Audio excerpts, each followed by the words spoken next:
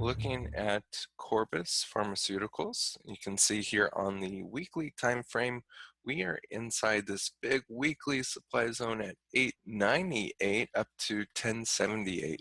Okay, so looks like price could be reversing here and telling us that it's going to fail to break this high. It's a little too soon to say that for sure here on the weekly.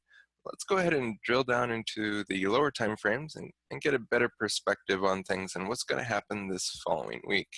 Looking at the daily perspective, you can see here that it's been pretty messy over the past few weeks, and so we do have a new high, but yet a huge engulfing bar, and I'm really looking for that chocolate zone down below us here at 813 down to 530.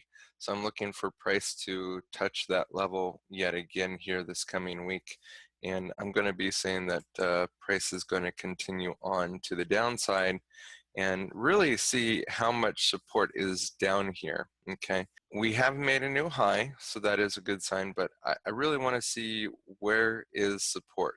Where are we going to find support? And then once we find that support, I think we could do another retest of the high. So, but for this coming week, I would like to see us move down to the 813. Looking at the 4-hour time frame, and apparently my data just updated here, we can see price did go down to the 813 zone and below. So it looks like we just broke the support zone that we have down here at 725 up to 780. So we just broke that level. I want to see what the bottom down here looks like. I want to see what the bottom of 673 down to 645 looks like. I would like to see price bounce into that zone and then possibly back up there into the 950. So I'm looking for price to continue on its merry way down to the 673 area this coming week. Looking at Progenics here on the weekly time frame, you can see prices coming down here. I'm looking to see how price is going to respond to this aqua zone from 815 up to 977. I really like this level quite a bit. I think it's a good place for us to see a flip-flop of previous supply becoming demand. So I'd like to see price get down here into the bottom. Below $9 is where I would like to see price come down into. So we'll see if that can't happen this coming week. The trend on this market obviously is to the upside. You can see price just broke above the previous pivot right there. So price is moving to the upside. We are still in the uptrend, but again, we're looking at a good pullback here.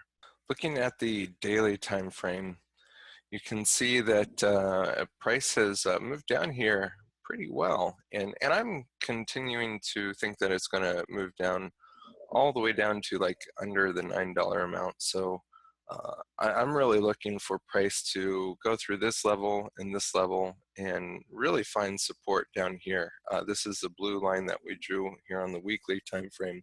So looking for price to pop down there in a very dramatic way and see what we can have happen in that arena. Now, if we can get down into that arena, I would like to see price stall out there and then continue back up and retest the highs to see truly how strong is this supply up here. But for this week, I would like to see price continue to the downside below the $9 and really that aqua zone that's just below there. Moving over to the 4-hour time frame, again, it looks like my data is now updating here, and you can see that price has been moving down steadily. It's breaking the levels. Again, there's the blue line we have at $9. There is a nice little zone right there. So again, I'm just looking for price to continue down there and then give us a retest of what's up high. As price does what it does, it moves in waves. So I'm just looking for this to be a nice little pullback wave in the overall direction of trend.